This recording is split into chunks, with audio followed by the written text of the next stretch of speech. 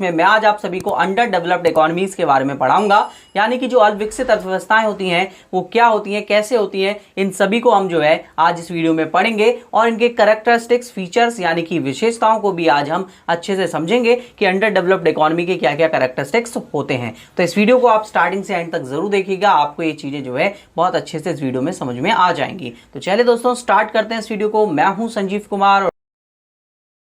तो दोस्तों जब मैं बात करता हूं यहां पर अंडर डेवलप्ड इकोनॉमी की, तो अंडर डेवलप्ड इकोनॉमी एक ऐसी इकोनॉमी होती है जहां पर हमारे पास जो है डेवलपमेंट की रेट बहुत ही कम होती है। अब डेवलपमेंट की रेट कम होने का मतलब क्या है? डेवलपमेंट की रेट कम होने का मतलब है कि वहां पर कैपिटा जो जीडीपी है, यानी कि प्रति व्यक्ति जो जीडीपी हम लोग निकाल रहे हैं वो बहुत कम है। जीडीपी की ग्रोथ रेट बहुत कम है, यानी कि जीडीपी की समृद्धि दर।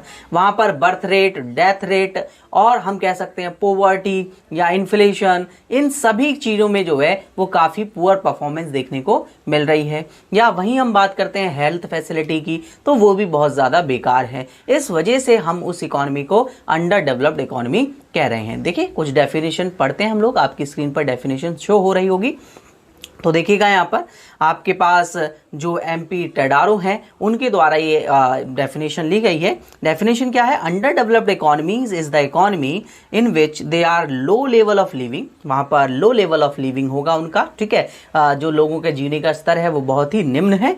एंड एब्सोल्यूट पोवर्टी, यानी कि वहां पर आपके पास निरपेक्ष निर्धनता है, ठीक है। Low per capita income, low consumption level, poor health services, high death rate, high birth rates and dependence on foreign economies, और विदेशी की फॉरेन इकोनॉमीज पर इनकी डिपेंडेंसी है, यानी कि निर्भरता है।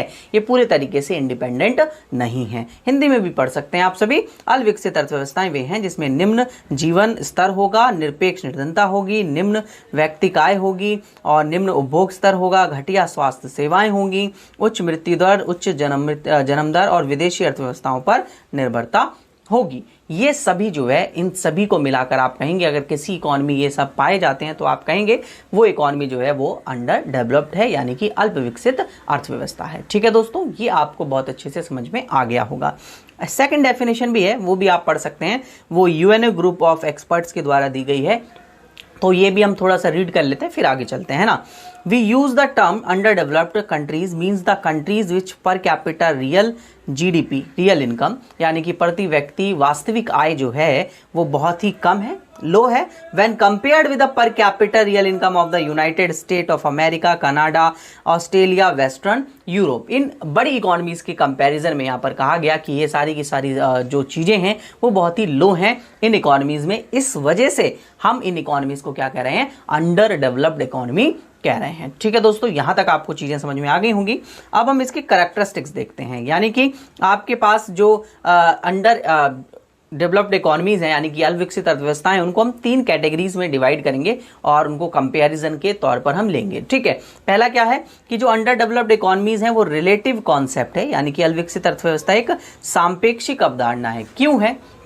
क्योंकि अंडर डेवलप्ड हम कब कह रहे हैं? हम अंडर डेवलप्ड कह रहे हैं कंपैरिजन, मतलब जैसे अगर हम इंडिया की कंपैरिजन करने लग जाएं यूएसए से, तो हम कहेंगे कि यूएसए के कंपैरिजन में इंडिया जो है वो अंडर डेवलप्ड इकोनॉमी है, क्योंकि यूएसए में शायद हमारे देश से ज्यादा अच्छी फैसिलिटी हो और इंडिया में फैसिलिटीज जो है वो कम हो। इस वजह से हम कह पा रहे हैं कि यूएसए जो है वो इंडिया के मुकाबले क्या है, इंडिया जो है यूएसए के मुकाबले जो है अंडर डेवलप्ड है और यूएसए एक डेवलप्ड कंट्री है। तो जब हम रिलेटिव कॉन्सेप्ट्स की बात करेंगे तो वहां पर हम कंपैरिजन करेंगे किसी भी 2 इकोनॉमीज का। ठीक है दोस्तों, नेक्स्ट हम बात करते हैं under developed sustain absolute poverty, यानी कि अल्प विकसित जो अर्थव्यवस्थाएं होती हैं वहां पर निरपेक्ष निर्धनता को बनाए रखता है। क्योंकि देखिए क्या रीजन है, अगर उस कंट्रीज में लोगों के लिविंग स्टैंडर्ड जो है वो कम होंगे, लोगों की जो जीने का स्तर है वो बहुत कम होगा, तो वहां पर निरपेक्ष निर्धनता यानी कि एब्सोल्यूट पॉवर्टी बनी रहेगी।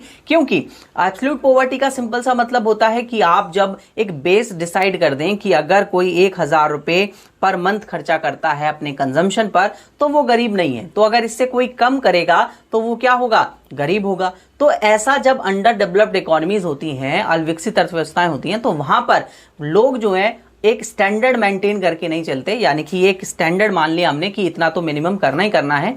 अगर ये स्टैंडर्ड मेंटेन करके नहीं चल रहे हैं तो वो बनते चले जाएंगे एब्सोल्यूट पॉवर्टी लाइन से नीचे, यानी कि पॉवर्टी लाइन से नीचे चलते चले जाएंगे। यानी कि जो निर्धनता रेखा आपने डिसाइड की कि यहां तक हम निर्धन मांगेंगे, इसके बाद निर्धन उसे नहीं मानेंगे, तो वो जो है क्रॉस कर जाते हैं, उसके नीचे भी चले जाते हैं, क्योंकि वो अपनी बेसिक नीड्स को भी पूरा नहीं कर पा रहे हैं। ठीक है, अब अंडर डेवलप्ड जो कंट्रीज होती हैं, not a potential poor country, यानी कि अल्प विकसित देश एक संभावित निर्धन देश नहीं है।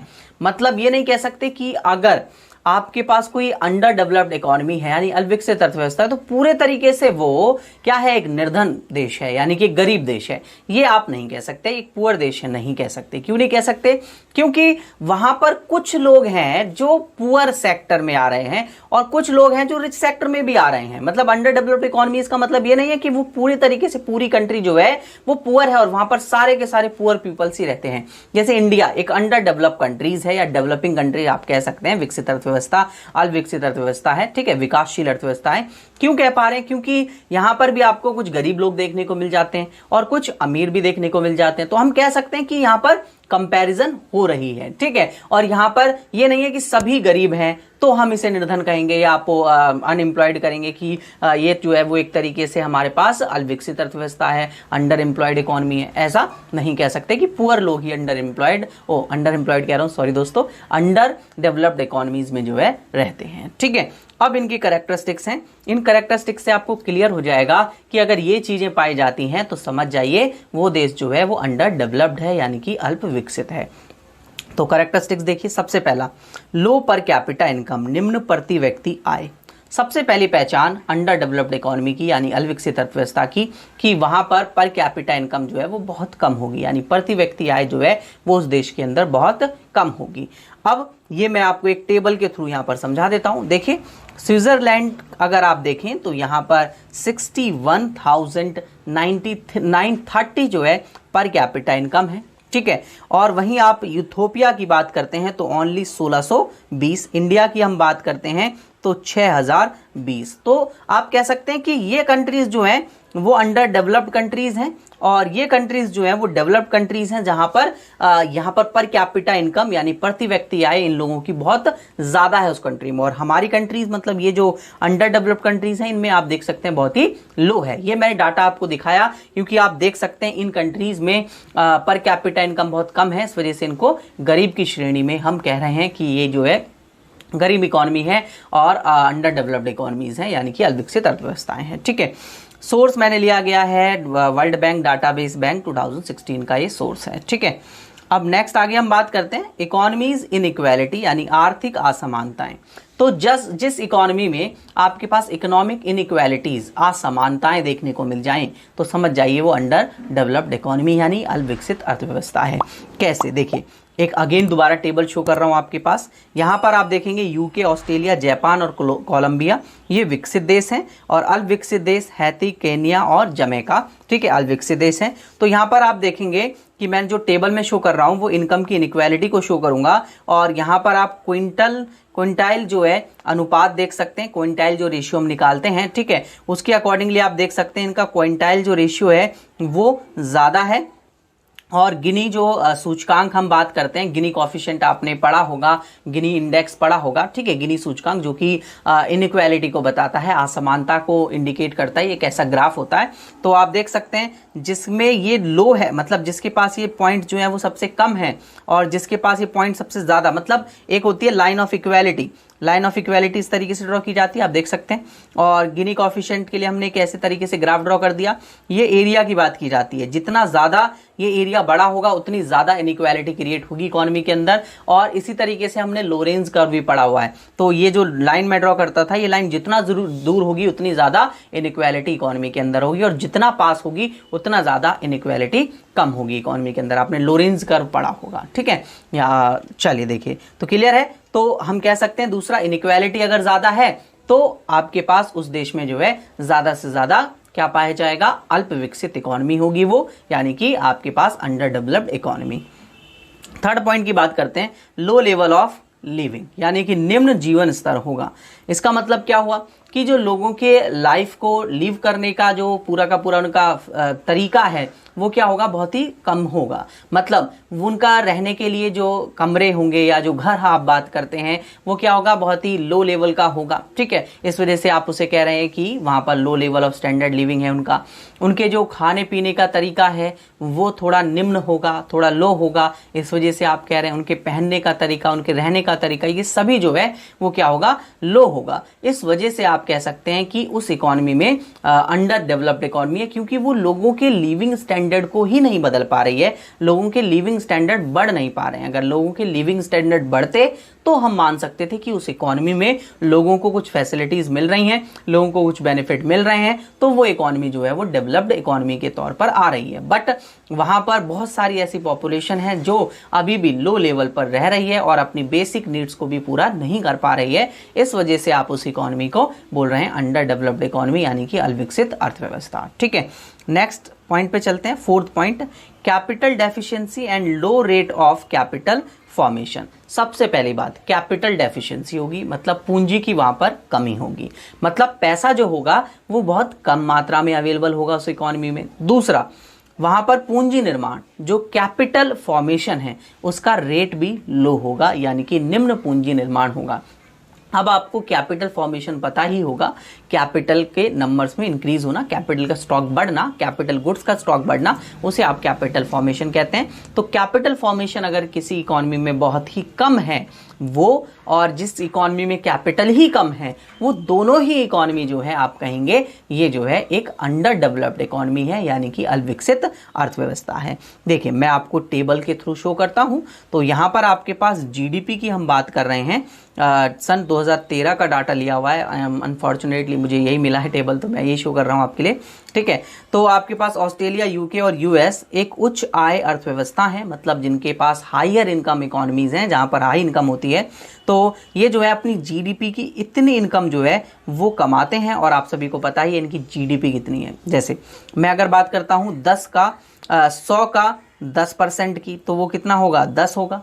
और वहीं मैं बात करता हूं 10 के 10% की, तो वो कितना होगा, 1। ये लो है ना। तो 10% परसेंटेज मैटर नहीं करता, मैटर करता है कि कितनी बड़ी इकोनॉमी है, उसकी जीडीपी कितनी है। तो वहीं आप ऑस्ट्रेलिया, यूके, यूएस जैसी बात करते हैं तो वहां पर इनका जीडीपी का इतना परसेंट भी बहुत ज़्यादा आएगा। ठीक है, और जापान, चीन, ये इंडिया, इन सब की आप बात करते हैं तो इनका इनकम का लेवल लो है, इनका इतना परसेंटेज भी क्या होगा, थोड़ा कम नजर आएगा। वहीं आप चीन की बात कर लें तो परसेंटेज ज़्यादा है, बट इनकम क्या है, उन इकोनॉमी के मुकाबले कम है। मतलब कैपिटल उन इकोनॉमी के मुकाबले क्या आ रही है, कम आ रही है, कैपिटल फॉर्मेशन उनके मुकाबले कम हो रहा है। ठीक है, तो इस तरीके से हम जो है इस रिपोर्ट के थ्रू समझ सकते हैं कि वहां पर कैपिटल की डेफिशिएंसी या फिर कैपिटल फॉर्मेशन कम होता है, तो वहां पर आप कहेंगे वो इकोनॉमी जो है अंडर डेवलप्ड इकोनॉमी है, यानी कि अविकसित अर्थव्यवस्था है।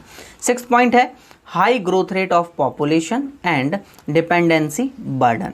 जनसंख्या की उच्च वृद्धि, मतलब पॉपुलेशन की ग्रोथ रेट बहुत ज़्यादा है, एक तरीके से आपके पास जनसंख्या विस्फोट हो गया, यानी कि पॉपुलेशन एक्सप्लोजन हो रहा है वहाँ पर। ठीक है, और जो निर्भरता है वो बहुत ज़्यादा है।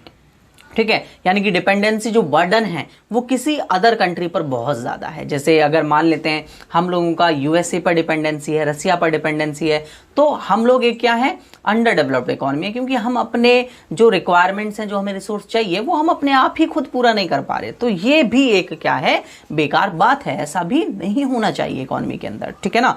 तो मैं एक टेबल शो करता हूँ। अगेन देखिए, टेबल से हम डाटा से बहुत अच्छे चीज़ों को समझ पाते हैं। तो यहाँ पर लिखा हुआ है average annual growth rate of population, और आप सभी को पता है सेंसस 2011 में हुआ था, अभी दोबारा सेंसस नहीं हुआ है, तो उसके अकॉर्डिंगली मैं डाटा आपको नहीं दे पा रहा हूँ। ठीक है, तो यहाँ पर यूएसए, जर्मनी, यूके, फ्रांस और जापान का डाटा लिया हुआ है। तो आपके पास वृद्धि दर यहाँ पर आप देख सकते हैं, और यहाँ पर हम लोग विकसित अर्थव्यवस्थाओं की बात की है, एनुअल ग्रोथ रेट आप देख सकते हैं पॉपुलेशन में कितना कम है। वहीं जो अल्प विकसित देश हैं, अंडर डेवलप्ड इकोनॉमीज हैं, वहाँ पर आपके पास ग्रोथ रेट देखिए पॉपुलेशन में कितना ज़्यादा है, और जितना ज़्यादा पॉपुलेशन में ग्रोथ रेट, इकोनॉमी उतनी ही ज़्यादा अंडर डेवलप्ड। ये क्यों है बताइए, रीज़न क्या है? रीज़न ये है कि आपने जो है इकोनॉमी में पॉपुलेशन बढ़ रही है, बट रिसोर्सेज हैं या आप जो फैसिलिटी प्रोवाइड करा रहे हैं वो इतनी तेज़ी से नहीं बढ़ रही है। तो अब ज़्यादा पॉपुलेशन को अगर हमें चीज़ों फैसिलिटीज़ प्रोवाइड करानी है तो उसके लिए हमें ज़्यादा पैसे चाहिए, ज़्यादा कैपिटल चाहिए, ज़्यादा पैसा खर्च करना पड़ेगा, वो हमारे पास है नहीं। तो क्या होगा, इकोनॉमी और अंडर डेवलप्ड होते चली जाएगी, यानी कि इकोनॉमी गरीब होते चली जाएगी, सिंपल सी लैंग्वेज में अगर मैं कहूँ तो। ठीक है, तो यहाँ पर आप देख सकते हैं केन्या में सबसे ज़्यादा है, सबसे कम बात करें आप जर्मनी में, डाटा शायद शो नहीं हो रहा है यहाँ पर, थोड़ा दिक्कत है। ठीक है, तो आप देख सकते हैं मतलब ग्रोथ रेट बहुत ही कम है, 0.0 भी नहीं है, 0 पॉइंट में कुछ आगे जाकर है, मतलब बहुत ही कम परसेंटेज हो रहा है इनमें, इस वजह से इकॉनमी जो है अच्छे तरीके से डेवलप कर पाएंगे। ठीक है, नेक्स्ट आगे चलते हैं बच्चे। आगे आपके पास आ गया पॉइंट नंबर 7, जिसमें आपको बताया जा रहा है लो प्रोडक्टिविटी ऑफ लेबर, श्रम की कम उत्पादकता। श्रम की उत्पादकता का मतलब क्या हुआ कि जो लेबर काम करता है वो कितना प्रोडक्टिव है, मतलब कितना काम करके हमको दे पा रहा है। अगर ज़्यादा काम करके दे पा रहा है इसका मतलब है कि प्रोडक्टिविटी इकॉनमी की बढ़ जाएगी, बट अगर लो है तो इकॉनमी की प्रोडक्टिविटी कम होगी, और प्रोडक्टिविटी कम होगी तो इकॉनमी अंडर डेवलप्ड होगी, यानी कि अविकसित होगी। ठीक है, देखिए आप डाटा देखिए यहाँ पर, भारत, चीन और बांग्लादेश और जापान और यूके।